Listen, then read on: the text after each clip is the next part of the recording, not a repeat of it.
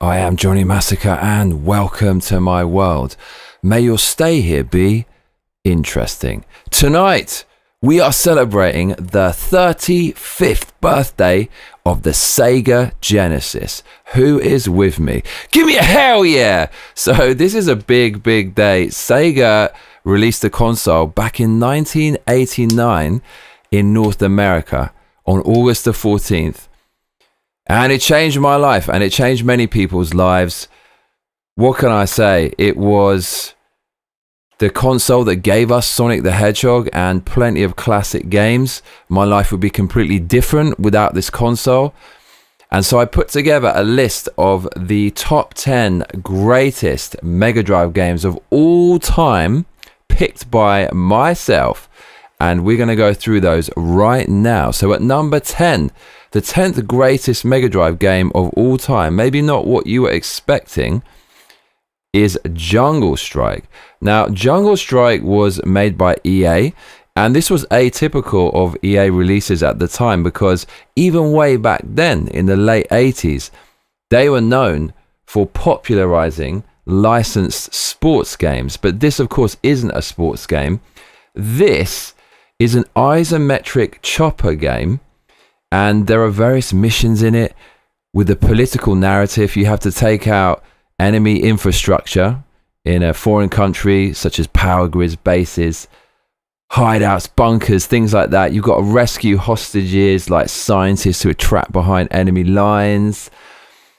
And you've got a hook that comes out of the chopper. You can pick things up and transport things around to complete the missions. It's just a really interesting game. It has a very interesting pace to it. It's a different type of game. There's something weirdly chill about it because it doesn't have any in-game music. You just have the sounds of the ballistics and the chopper blades. And so it was different from all the other kind of chaotic platform games. So I did like the pacing of this game, but you couldn't just piss around and chill out because there was a fuel limit for your chopper. Quite a simple form of gameplay. I think there was only 3 different types of shot. You have the Vulcan chain gun, you have a missile, and then you have the heavy missile. And obviously you had to be strategic, conserving your ammo to apply the ammo to various missions. And this is way better than the prequel Desert Strike. Desert Strike was also very cool, but there was just something better about this. It just looked better. I like the green aesthetic of the jungle. The graphics are smoother than its prequel. And just better execution all round. The sound effects are beefier. The difficulty is definitely better pitched in this one. I remember the prequel and the first game in the series, Desert Strike, just being a little bit too difficult. And Jungle Strike, although it certainly isn't easy, you could kind of get further into the game. And so it was just a little bit more rewarding. Jungle Strike also had different vehicles compared to Desert Strike. I believe there were 3 vehicles. There is also an aquatic vehicle and a stealth bomber. So I would say the 10th best Mega Drive game of all time is Jungle Strike. I think this is a pretty worthy inclusion on the list, although it's perhaps a little bit unexpected.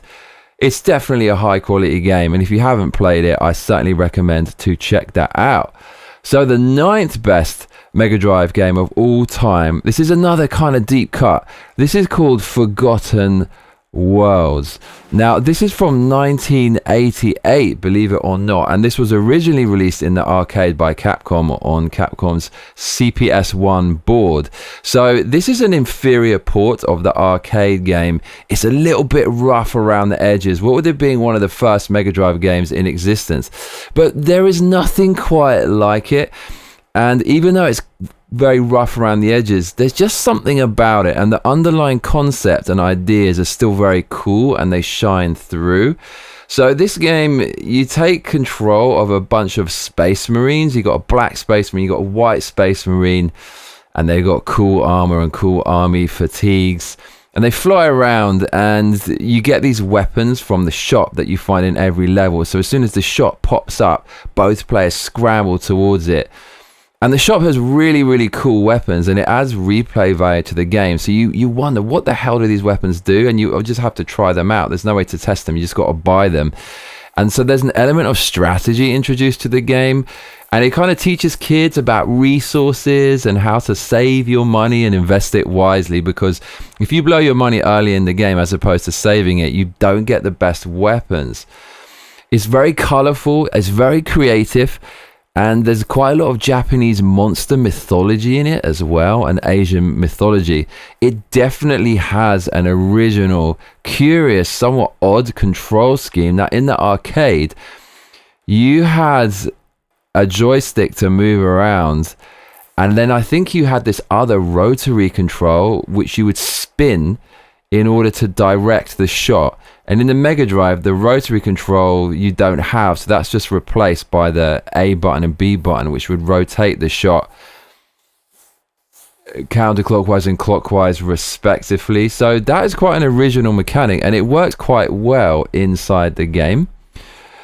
It's very unusual looking, it has an unusual design, and it has quite wacky music indeed. The music is very memorable and very original, and back then I feel sound designers and musicians were a little bit freer to kind of test things out and try something new. So a lot of original stuff here that didn't quite forge a legacy that was found in other games, but is definitely worth experiencing if you revisit Forgotten Worlds. The Egypt level has very curious music indeed. The sound effects on the Mega Drive are a little bit grating because of the Mega Drive sound chip, but overall it's so engaging that the sound doesn't ruin the experience. This is a 2-player game, and it's great fun in 2-player. I remember playing this with my cousin just over and over and over again. And I feel bad leaving out a few other games and letting this take the 9th spot. There's plenty of other games that could have taken it, but there's just something about this. It's one of the first games I think of when I think of the best Mega Drive games. Again, it's not an obvious choice, but if you've never played it, I certainly recommend it. If it looks a bit shonky to you, why not emulate the arcade version? But there you go, the 9th best Mega Drive game of all time, Forgotten Worlds by Capcom. So moving to number 8, the 8th best Mega Drive game of all time. Yes, it is a sports game. John Madden Football 91, I believe. Now, I had to pick a sports game for the Mega Drive. The Mega Drive helped popularize licensed sports games. That's one of the ways the Mega Drive became so incredibly successful and popular. It kind of stole a march on Nintendo by releasing these licensed sports games, and EA released loads of them. They released PGA Tour Golf, they released FIFA Soccer, and of course they released Madden games. So it's very, very difficult to choose between the sports games, but I feel Madden has this really good balance of strategy and spontaneity. So the strategy has a kind of slow pace where you have to calculate your decisions and plays on the pitch, and then that's juxtaposed by the spontaneous play when you actually have the ball in the heat of the moment and you have to decide whether to run with it or whether to throw it. Even for an Englishman like myself, who is obsessed with football, and football is the one with the round ball, my American friends, football is the be-all and end-all of sports to an Englishman. Even for someone like me, this was very, very engrossing indeed.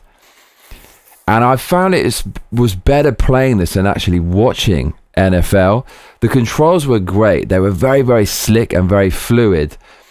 And although PGA Tour Golf comes a close second in terms of sports games by EA, and I think third would have to be their NHL game, you'd have to say this is the best, because no other sports game by EA on the Mega Drive could make you scream with excitement when you pulled off a legendary play and you didn't even really plan it. You were going to throw it, but then you read the field and you just went for it and you ran with the ball and you scored a touchdown by running across the pitch, especially if the clock was ticking down and you were losing before that and it was the final touchdown of the game. You'd be running around the house screaming. So this was an amazing sports game. They made loads of sequels to this. They're still making these games today.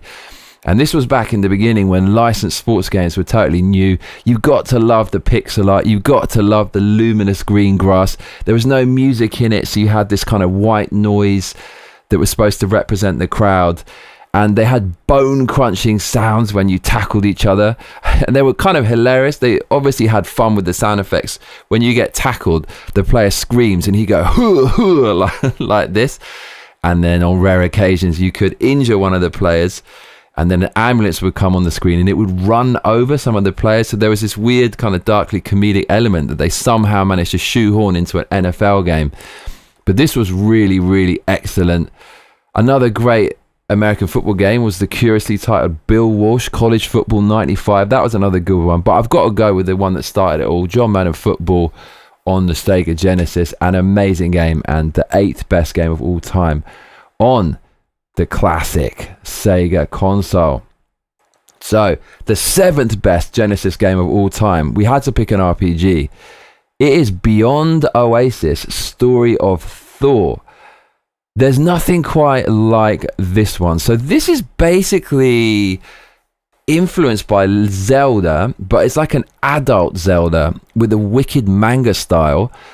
And what makes this really, really special is Yuzo Koshiro's involvement. Yuzo Koshiro, if you don't know, is arguably, and certainly in my opinion, the greatest video game composer of all time. And he made a video game development company, I believe it was called Ancient.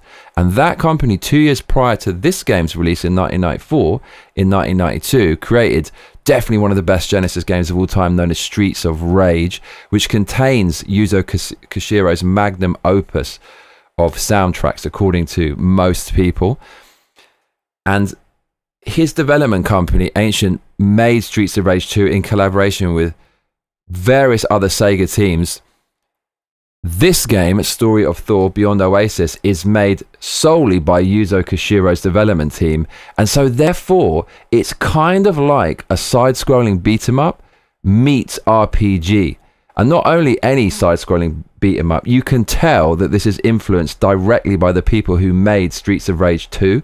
So if you take arguably the best side-scrolling beat-em-up of all time, Streets of Rage 2, and you convert it into a role-playing game, this is what you get. So the combat is so meaty and so satisfying, and extra weight is given to the combat because Yuzo Koshiro is composing it and doing the sound effects. So you get some of the same sounds used in the classic Streets of Rage 2, like the impact sound effects when you hit people or when you stab people.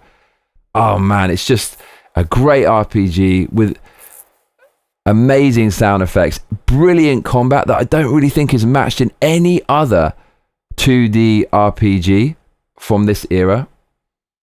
And to top it all off, you've got Yuzo Koshiro composing the entire soundtrack, and it's freaking unbelievable. The music in this game is just majestic. It's majestic. It evolves as it goes along, it's delicate, there's a lot of vibrato, there's so much texture in the soundtrack. It's like Streets of Rage music, but reimagined with epic, romantic, operatic, orchestral, military battle DNA. There's range to the soundtrack. It's almost hypnotic. It really is spooky at times, menacing and foreboding at other times, uplifting. There's jazzy and kind of riffing parts to the soundtrack. There's a percolating kind of element to it. There's a lot of arpeggiators in it. And like a lot of Yuzo Koshiro games, I think nearly half of this game, the quality is in the soundtrack. Yuzo Koshiro is just a monster. He was an absolute monster composer at this time. And if this game was just the soundtrack, it would still be worth the money alone. So Story of Thor is an amazing game. It's not too difficult, like quite a lot of games on this list, so you can expect to get through it and enjoy the story. Highly recommended. I certainly think this is the best role-playing game on the Mega Drive and the 7th best game on the system. Now moving to number 6, the 6th best SEGA Genesis game of all time, Mickey Mouse Castle of Illusion. So man, Disney games at this time in the early 90s were absolutely incredible. They were beastly. It's not like today where you get this kind of mass market slop that they churn out to make a quick buck. They actually took so much care in the creation of these Disney games. Now, people might say that you should include Quackshot on this list. Quackshot is a similar game but starring Donald Duck, and it has more depth.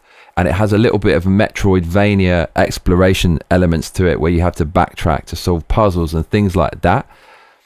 But really, I think this is just the perfect Disney game. It's like it's from a real movie. It's all there. The hero narrative, the gemstones, saving the princess, the archetypes, the witch, the tricksters.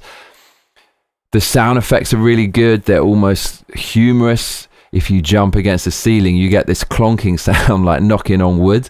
So you can hear the sound of Mickey's skull clonking off the top of a cave and things like that, which is quite funny. The music is excellent. The controls are just perfect. Everything feels just right in terms of the controls. The difficulty, you can complete it in one setting. It is a little bit challenging. You have to kind of dig in, and you probably need to play it quite a few times to work out how to kill some of the bosses, but it's not that difficult. But I think that makes it all the better. Back then, games didn't have to be these 80-hour monsters. They were these self-contained, fun experiences of graphics, sound, and gameplay. And it doesn't have to be long to be good. That's what she said. This is vintage Disney. Has a perfect story to it, like a Disney movie come to life. Just an amazing use of the Mega Drive Genesis hardware. So that is my 6th best Sega Genesis game of all time. Moving on to number 5, we've got NBA Jam. I believe this almost parody of basketball is the most successful arcade game of all time. This was a very good port to the Sega Genesis. It's very fluid. This game is still fun to play today. When I go back to England from Tokyo, usually for Christmas, and I get to hang out with my best mate Luke, we will probably play this game first before any other game. We can sit there and play it for hours. It's so simple. It's so addictive. It has famous rubber banding in it, meaning if you're winning, the losing team get a kind of boost, and the computer will do insane robbery. It will win the game by throwing it from across the court. But it's a wonderful game. This is the most successful arcade game of all time, and it's just still super fun today. So I had to put this on the list, and since it's so fun, even in 2025, it certainly warrants its place halfway up the greatest Genesis games of all time list. Moving up to number 4, the 4th greatest Sega Genesis game of all time, and I'm really excited to talk about this one. Can you guess what it is? Ghouls and Ghosts. Oh baby, baby. Let me give you some music from this.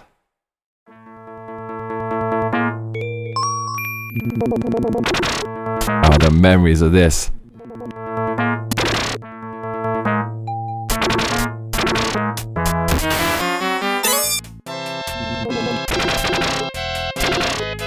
Oh man, the memories of this freaking game. So this had to be high up the list. It had to be high up the list. So this is Japan's take on the armored knight hero's journey. Steel, sorcery, damsels, all of that. It's got the medieval aesthetic. It's one incorruptible man standing between us and the chaos.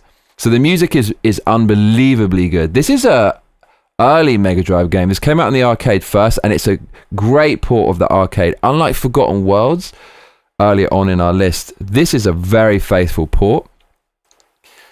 And as an early Mega Drive game, this just blew nearly everything else out of the water. Just seeing this in motion for the first time, you knew it was special.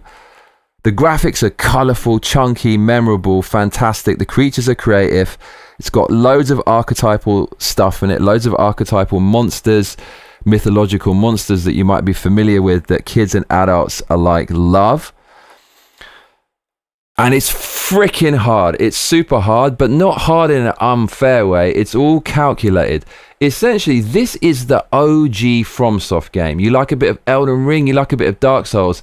This is what a FromSoft game would be like if it were in 2D. It has this kind of purposefully sadistically difficult stuff in it, and purposefully ridiculously difficult design choices, which have made this the stuff of legend. This is the first game people really identified where after you finished it, it would send you back to the beginning to do it all over again, but even more difficult.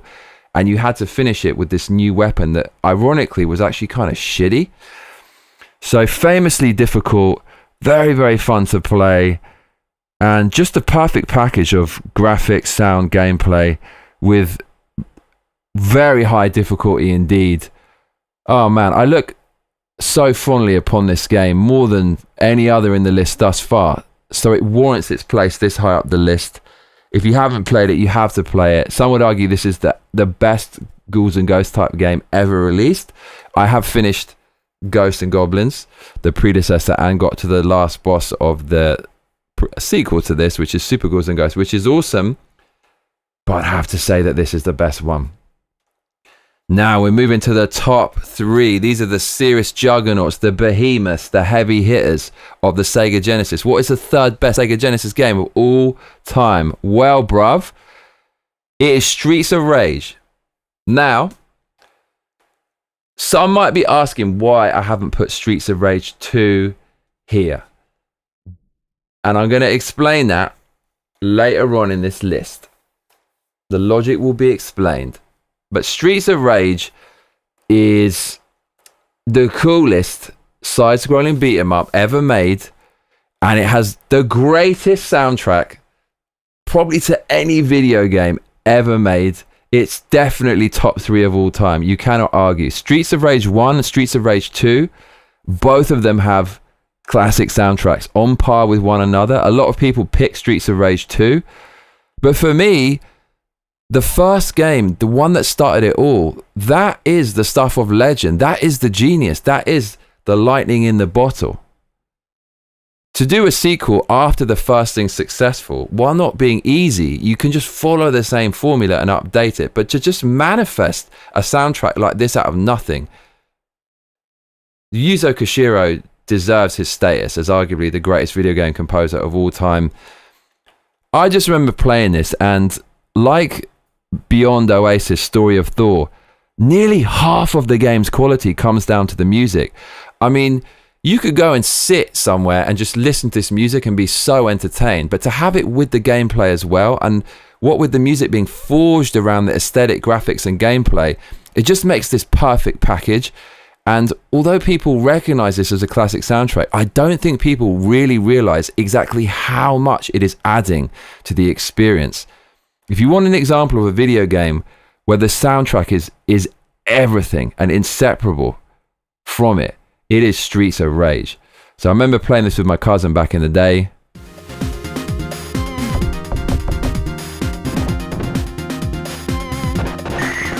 This came out in the early 90s. At this time, the club scene was thriving. People were taking ecstasy. It was very hedonistic. And there was all these tunes that crossed over into the mainstream. And Yuzo Koshiro, when he made this, he was influenced by that club music and also some of the mainstream music that crossed over. And so he did his interpretation of it. As you know, Japanese people often take concepts from the West and at the very least make something very interesting with them, and at best improve upon them and or make something completely different.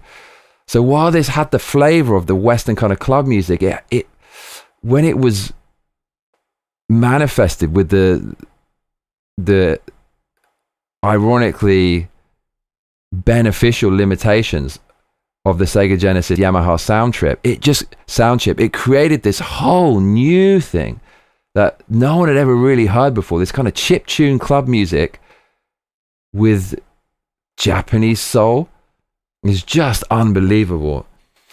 And there were other side-scrolling beat-em-ups, and I feel dirty leaving them out of this list. I felt I could only really include one because there were so many and they were all so similar.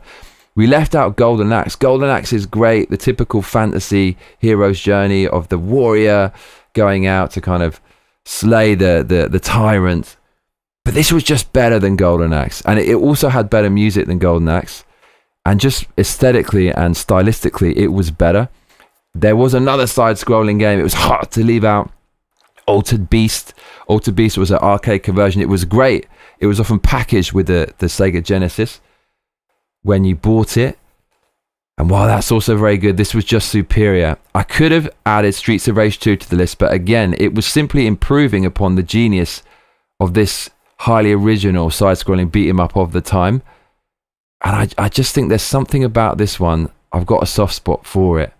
So Streets of Rage, definitely one of the best side-scrolling beat-em-ups of all time, and it definitely has one of the best soundtracks of any 90s video games. So coming up to number 2, the second best Sega Genesis game of all time. Are you ready for this? It is, of course, what else could it be? What else could it be? bro. Come on now. Come on now. Come on now. What more do you need than this? I don't need to say anything. Mate.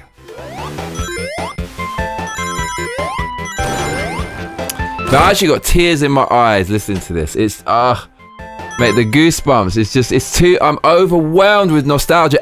This is the perfect package. This is the showcase game for Sega. They had to make their own mascot. The Japanese, under pressure, are absolutely godlike at creating characters. Everyone wants to have some kind of character or mascot that enhances the brand and represents the brand and is a gateway to the brand. But imagine having that kind of pressure to create something like that. Basically, nobody can. Disney did it. A few other companies did it. And Sega just had to do it under pressure.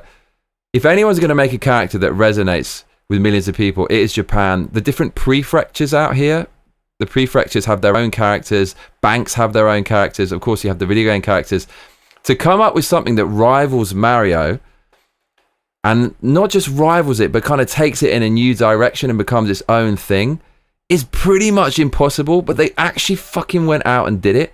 Not only did they do that, the music, and not just the music generally across the game, but for the first fucking level, listen to it.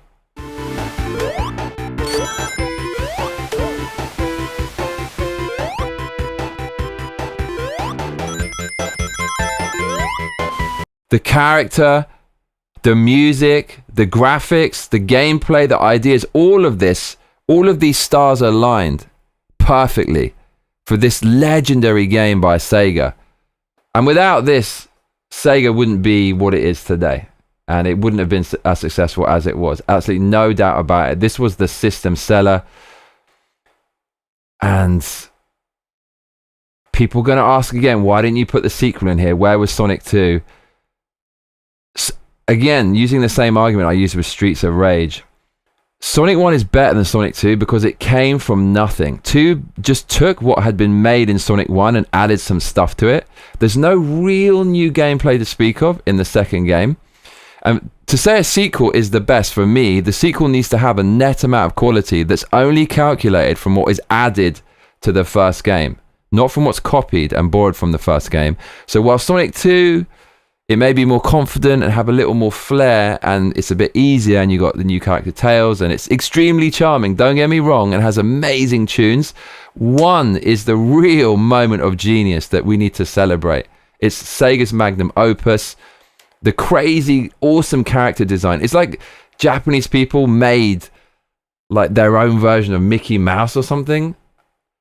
The world building, the Green Hill Zone, the music for all of the stages. The music is definitely the best in this one. The first zone there, Green Hill Zone, Marble Hill Zone, I can hear it in my head immediately. Spring Yard Zone, I can hear that as well. They're so catchy as those songs.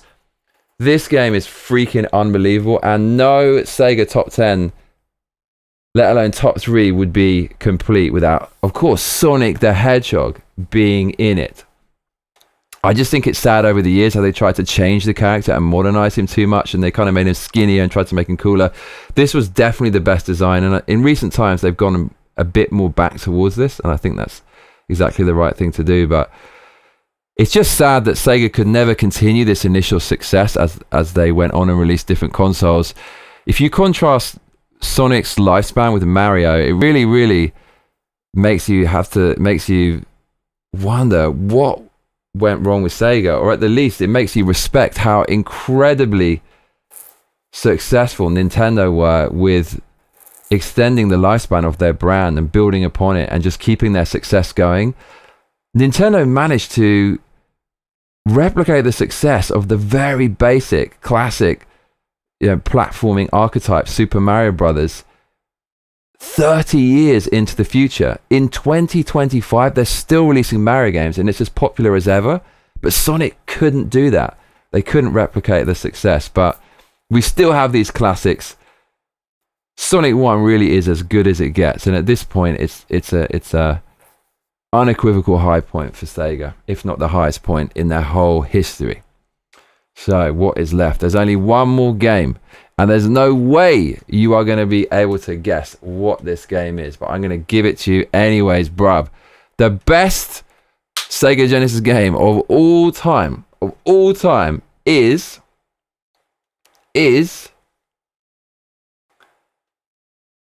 Toe Jam and Earl. I don't care what anybody says. Call me biased. Call it rose tinted. I don't care. This game, the presentation, the music, the characters, the 90s theme and aesthetic, the Bill and Ted influence, the hip hop aesthetic, all of that kind of stuff. I just loved it as a kid. So much. Really, what made this special is me growing up with my brother and just playing this with my brother. Toe Jam and Earl was the best game ever for two brothers growing up. And I think that tells you everything you need to know about the SEGA Genesis. SEGA Genesis gave me the warmest memories playing with my brother that defined my personality. It was a shared experience. And it was a shared experience between the father who bought the console to bond with his son over stuff he likes, like PGA Tour golf and the sports games, and your siblings who stay up past bedtime to go on adventures with you. That's what this game represents, and that's what the SEGA Genesis represents for me. So everyone of course has their favorite. I know you can't really argue Toe Jam and Earl is the best game of all time objectively, but for me it is. This has the warmest memories, and it just is really freaking cool, very original, a real deep cut. If I play a little bit of it here for you, the music is really special, super funky, very original. At the time, nothing sounded like that. So in this game, you're a bunch of aliens who are crash landed on Earth. And there's a deep truth in the story, which is humans are actually terrifying and very, very destructive and very, very dangerous. So ironically, it's not the aliens who are the threat, it's the humans. And the humans are parodies of different kinds of people you'll find throughout society, like woman with a shopping basket who's not looking where she's going, who'll knock you over, and stuff like that. And in the game, you're hunting presents. And of course, kids love presents. This is getting quite meta, isn't it? Because you might have got this as a present for Christmas or for your birthday, and then you're looking for more presents. You see them there within the game. And the presents are random every single time. So you have to keep on opening different presents to find out what's in there. But some presents are bad and they'll mess you up. And then you really don't want to get the randomizer present, which will just change them all, because then you'll have to start from scratch. You won't know what the good presents are. It's an exploration game. So the aliens have to find the pieces of their ship that have been scattered around the Earth. But it's such a trip because the Earth, you can see the edge of the Earth. So flat Earthers obviously love this game, and you can actually fall off it. And if you fall off, and enemies sometimes bump you off, you go all the way back down to the previous level. And the levels are tiered vertically. My favorite enemies in this is the boogeyman, or the bogeyman there. The worst enemy. Look at him creeping around. He's faster than you. So it's kind of luck of the draw whether you get away from him or not. And hopefully you got a few good presents. There's a really cool secret level 0, where if you fall all the way back down to first level and just use a special item to get to the bottom left of the map, you can fall off the map again. And in there's kind of Hawaiian babes in grass skirts in a hot tub, which is just amazing. Don't try to tell me, don't gaslight me that the 90s wasn't the best time, because it just was. And it's just really goddamn cool. Toe Jam and Earl, if you never played it, you should play it. You should definitely play it. Try to play it with a friend if you can. Deep cut, deep classic, and for me, the best SEGA Genesis game of all time. So there you go. The SEGA Genesis is 35 years old today. Can you believe it? It came out when I was in 1989, which is just insane. 1989, 1990, when I was about 6 or 7 years old. Where has the fucking time gone? And I remember the first time I saw the SEGA Genesis, it was at my cousin's house. And as soon as I laid eyes upon it, my eyes were glued to the screen. I was transfixed. It was a life-changing moment, and I knew my life would never be the same again after that. I think the first game I saw him playing was Altered Beast. Played that to death. It's different times. Now you say it's too easy and too repetitive, but back then, compared to the other things you had, it was freaking awesome. So there's a bunch of other games for it which didn't make the cut, which were also really, really good. So other games that just missed the cut on the 10 best Genesis games ever are PGA Tour Golf. It's an amazing sports game. It started the mechanic where you press the button once to swing the club up, press it again to swing it down, and press it again to kind of hit it cleanly. And that just works so well. In a weird sort of way, it's kind of like real golf because you can never ever get it perfectly every single time. So it added a lot of depth to the game. I remember playing that with my dad. It was really, really good. We've mentioned Altered Beast, the top side scroller. Golden Axe was a classic game for that. Revenge of Shinobi was a side-scrolling ninja game. I always found it a little bit shonky, but the music was directed by Yuzo Koshiro. And again, it's a classic soundtrack by Yuzo Koshiro. You have to listen to that if you haven't heard it yet. Another classic which didn't make the list is Michael Jackson's Moonwalker. It didn't make the list because gameplay-wise, it's very shonky indeed and very frustrating. People accustomed to modern games probably wouldn't be able to cope with that. But I mean, Michael Jackson made a video game and he made creative decisions in how it was made, and you've got all of his tunes in it in chiptune. I mean, that is freaking cool. And at the time, I absolutely loved it. Road Rash didn't make the list. That was a great game combining racing and fighting. That was really, really good. Another side scroller, Alien Storm, that was a banger. The British developed video game, James Pond, and its sequel, James Pond Robocod. So obviously a play on James Bond. You're a spy, but you're a fish. Very colourful, very strange, very cool, very difficult, the first one. The second one was really great. I thought it was on par with any Mario game of the time. So James Pond Robocod was great. Quackshot didn't make the list. We had to include one Disney game, and I decided with the small, perfect package, Mickey Mouse World of Illusion. Quackshot is probably better gameplay-wise. There's much more to it. Quackshot is an amazing Mega Drive game by Disney. Other games that didn't quite make the list. Robocop vs. Terminator, an amazing side-scrolling shooter. Thunder Force, a classic shmup. We played that recently. I think it's called Thunder Force 4, and it definitely lives up to its reputation. Another Disney game, World of Illusion. That one was 2-player. It was very good, but didn't quite have the execution of Castle of Illusion. Other games that didn't make the list, Micro Machines, the racing game, Monaco GP, the racing game, and Super Hang-On. Those are some arcade 2D classics. We also had Strider by Capcom. Very kind of odd, interesting sci-fi ninja game. Very, very cool. Has a very memorable style. Alien 3, very, very tough side-scrolling shooting game. FIFA Soccer, eSWAT, Lemmings, and Flashback.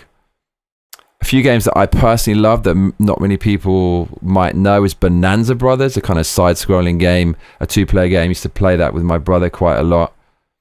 As well as Chuck Rock, a game where you're a caveman and you go around clonking things with a big club. See, I have enjoyed clonking things with my big club since the beginning, bruv. It's not just Elden Ring. It's not just Elden Ring. California Games, that was fun. So weird sports game with hacky sack dude and skating and surfing and stuff. Definitely hasn't aged very well, but at the time it was original and you could forgive its shortcomings back then. Splatterhouse was quite cool. Side-scrolling kind of horror game where it looks like you're playing some dude who looks like Jason Voorhees, but he's a good guy. And I could go on and on and on. There are some overrated games I'd like to talk about. So overrated games, Earthworm Jim. British people love this game. I think it's made by British people, which is why they identify with it. So the animation was amazing in this. You play this anthropomorphic worm inside a spacesuit, but it's just awful. I tried to play it on a live stream about a year back or so, and it's basically unplayable. And people like it because it has this kind of British humor and stuff, but it's super, super overrated. Now, this is a hot take. Sonic 3, massively overrated. Sonic 1, magnum opus. Sonic 2, great refinement of the game, extremely charming. Sonic 3 just didn't have any of the magic of the first two. It just felt exactly the same and just felt a bit colder, and it felt like there wasn't enough progression. They added a few things like shields and stuff, but it didn't really feel like much was changed. So I never really liked Sonic 3 at all. Echo the Dolphin. That was a very obscure game where you play this dolphin and you kill jellyfish and weird sea creatures, and you have an oxygen meter, which was so frustrating. There's weird aliens in it and stuff. and this kind of weird, I don't know, horror, kind of alien, creepy aspect to it. It is on my list of games to play and finish before I die, because I know it's super difficult, but that's some people talk about that glowingly, but I don't think that's a very good game. Another hot take here, Gunstar Heroes, the side-scrolling shooter, and Dynamite Heady, both by Treasure. People rank those as the best games on the system, but I just found them a little bit difficult.